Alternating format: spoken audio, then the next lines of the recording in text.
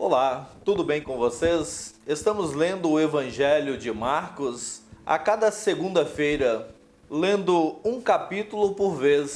E queremos com isso ler toda a Bíblia. Leia comigo. Sou o pastor Celso, pastor da Igreja Luterana Cruz, aqui em Cruz Alta. Ajude o canal, se inscreva. O link está abaixo na descrição. É rapidinho. Mas vamos ao capítulo 6 de Marcos de hoje.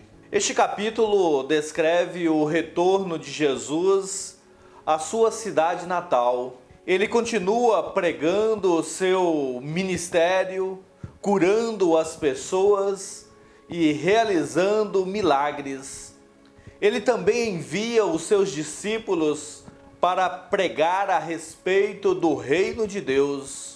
O capítulo também abrange a decapitação de João Batista, além de Jesus alimentar 5.000 pessoas. Jesus ainda anda sobre as águas. Vamos à leitura do capítulo 6. Abra sua Bíblia aí. Tendo Jesus partido dali, foi para a sua terra, e os seus discípulos o acompanharam. Chegando o sábado, passou a ensinar na sinagoga, e muitos, ouvindo-o, se maravilhavam, dizendo: "Donde vem a este estas coisas? Que sabedoria é esta que lhe foi dada? E como se fazem tais maravilhas por suas mãos? Não é este o carpinteiro, filho de Maria, irmão de Tiago, José, Judas e Simão? E não vimos aqui entre nós suas irmãs?" E escandalizavam-se nele. Jesus, porém, lhes disse: "Não há profeta sem honra, senão na sua terra, entre os seus parentes e na sua casa." Não pôde fazer ali nenhum milagre, senão curar uns poucos enfermos, impondo-lhes as mãos. Admirou-se da incredulidade deles, contudo percorria as aldeias circunvizinhas a ensinar. Jesus ele prega em Nazaré e ali ele é rejeitado. A rejeição entre os seus é algo que chama a atenção. Jesus ele tem poder de fazer milagres, não faz ali por causa da incredulidade deles. Também chama a atenção a família de Jesus, a família legítima, principalmente os irmãos de Jesus. Estes são Tiago, José, Judas e Simão. Eles não criam nele como Salvador. Pelo contrário, achavam que ele estava até doido. Sabemos que depois da ressurreição, Tiago e Judas passaram a crer nele. Tanto que Tiago é líder na igreja em Jerusalém e não Pedro. Aqui nós temos algo que ainda vemos hoje. As pessoas gostam de Jesus, mas não querem seguir seus ensinamentos na sua vida diária. Falta isto para cada um de nós nos dias atuais. Continuamos a nossa leitura agora dos versículos 7 ao 13. Chamou Jesus os 12 e passou a enviá-los de 2 a 2, dando-lhes autoridade sobre os espíritos imundos. Ordenou-lhes que nada levassem para o caminho, exceto um bordão, nem pão, nem alforje, nem dinheiro, que fossem calçados de sandálias e não usassem 2 túnicas. E recomendou-lhes: quando entrardes em alguma casa, permanecei aí até vos retirardes do lugar. Se em algum lugar não vos receberem, nem vos ouvirem, ao sairdes dali, sacude o pó dos pés em testemunho contra eles. Então, saindo eles, pregavam ao povo que se arrependesse, expeliam muitos demônios e curavam numerosos enfermos, ungindo-os com óleo. Percebemos que o principal poder dado por Jesus aos seus discípulos era expulsar os demônios, mas estes deveriam depender da bondade dos outros, não deveriam se aproveitar dos mesmos, mas a pregação de arrependimento se faz presente também. Jesus aponta para que os seus discípulos falem da mudança de mentalidade, de deixar de fazer o que não agrada a Deus e passar a fazer aquilo que agrada a Deus. No tempo presente, nós precisamos perceber que a pregação do Evangelho é para mim, para cada um de nós, pessoalmente. Convido agora a continuarmos a nossa leitura dos versículos 14 a 29. Chegou isso aos ouvidos do rei Herodes, porque o nome de Jesus já se tornara notório, e alguns diziam: João Batista ressuscitou dentre os mortos, e por isso nele opera forças miraculosas. Outros diziam: é Elias. Ainda outros: é profeta como um dos profetas. Herodes, porém, ouvindo isso, disse: é João, a quem eu mandei decapitar, que ressurgiu, porque o mesmo Herodes, por causa de Herodias, mulher de seu irmão Filipe, porquanto Herodes se casara com ela, mandara prender a João e atá-lo no cárcere. Pois João lhe dizia: não te é lícito possuir a mulher de teu irmão. E Herodias o odiava, querendo matá-lo, e não podia, porque Herodes temia João, sabendo que era homem justo e santo, e o tinha em segurança. E quando o ouvia, ficava perplexo, escutando-o de boa mente. E chegando um dia favorável em que Herodes, no seu aniversário natalício, deram um banquete aos seus dignatários, aos oficiais militares e aos principais da Galiléia, entrou a filha de Herodias e, dançando, agradou a Herodes e aos seus convidados. Então disse o rei à jovem: pedes o que quiseres e eu te darei. E jurou-lhe: se pedirem mesmo que seja metade do meu reino, eu te darei. Saindo ela, perguntou à sua mãe: que pedirei? Esta respondeu: a cabeça de João Batista. No mesmo instante, voltando apressadamente para junto do rei, disse: quero que sem demora me des num prato a cabeça de João Batista. Entristeceu-se profundamente o rei, mas por causa do juramento e dos que estavam com ele à mesa, não lhe a quis negar. E enviando logo o executor, mandou que lhe trouxessem a cabeça de João. Ele foi e o decapitou no cárcere, e trazendo a cabeça num prato, a entregou à jovem, e esta, por sua vez, à sua mãe. Os discípulos de João, logo que souberam disto, vieram, levaram-lhe o corpo e o depositaram no túmulo. A morte de João é devido ao ódio de Herodias. Mesmo Herodes temendo o profeta, a sua morte não tinha como ser evitada. Ele tinha dado a sua palavra frente a pessoas importantes do reino. Quando Herodes fica triste, ele não se arrepende, ele só tem um reconhecimento da culpa dele.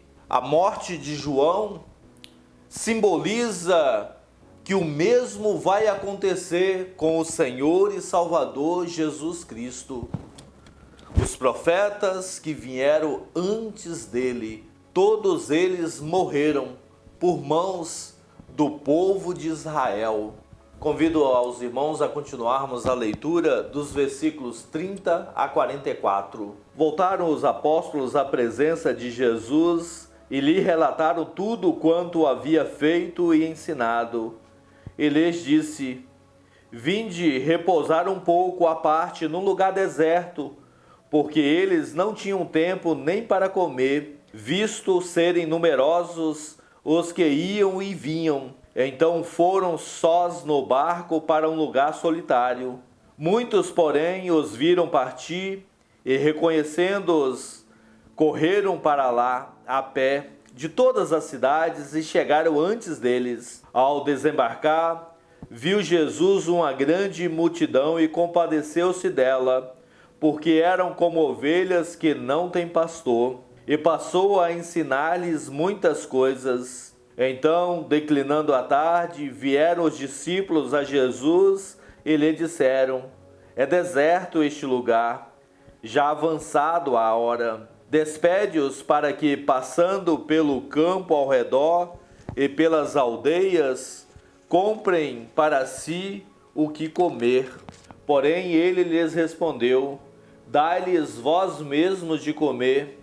Disseram-lhe: iremos comprar 200 denários de pão para lhes dar de comer? E ele lhes disse: quantos pães tendes? E de ver. E sabendo eles, responderam: 5 pães e 2 peixes. Então Jesus lhes ordenou que todos se assentassem em grupo sobre a relva verde, e o fizeram repartindo-se em grupo de 100 em 100 e de 50 em 50. Tomando ele os 5 pães e os 2 peixes, erguendo os olhos ao céu, os abençoou, e partindo os pães, deu-os aos discípulos para que os distribuíssem. E por todos repartiu também os 2 peixes. Todos comeram e se fartaram, e ainda recolheram 12 cestos cheios de pedaços de pão e de peixe. Os que comeram dos pães eram 5.000 homens. Aqui os apóstolos voltam da sua pregação, e Jesus se preocupa que eles tenham um tempo de descanso, mas a grande multidão o fez se compadecer dela, pois eram como ovelhas sem pastor. Jesus pede aos discípulos que eles alimentem a multidão, mas só havia ali 5 pães e 2 peixes. Mas todos comeram até se fartarem. Tamanho poder Jesus tem. Ainda hoje Ele tem poder para mudar tudo em nossa vida. Nós agimos muitas vezes como descrente em meio à ação do nosso Deus. Continuamos a leitura dos versículos 45 a 52. Logo a seguir, compeliu Jesus os seus discípulos a embarcar e passar adiante para o outro lado, a Betsaida, enquanto ele despedia a multidão. E tendo-os despedido, subiu ao monte para orar. Ao cair da tarde, estava o barco no meio do mar, e ele sozinho em terra. E vendo-os em dificuldade a remar, porque o vento lhes era contrário, por volta da 4ª vigília da noite, veio ter com eles, andando por sobre o mar, e queria tomar-lhe a dianteira. Eles, porém, vendo-o ainda sobre o mar, pensaram tratar-se de um fantasma e gritaram, pois todos ficaram aterrados à vista dele. Mas logo lhes falou e disse: tende bom ânimo, sou eu, não temais. E subiu para o barco para estar com eles, e o vento cessou. Ficaram entre si atônitos, porque não haviam compreendido o milagre dos pães, antes o seu coração estava endurecido. Seu poder continua a se mostrar para os seus discípulos. Jesus ele obriga os discípulos a irem para a outra margem do rio. Quer dizer, todo o esforço que tiveram à noite foi Jesus que colocou eles nesta situação. Ele despediu a multidão e ficou a orar. E entre as 3 às 6 horas, ele vai ao encontro dos seus discípulos. E eles acharam que ele fosse um fantasma. Mas era Jesus demonstrando que ele é o Deus Todo-Poderoso. Não temais, eu sou.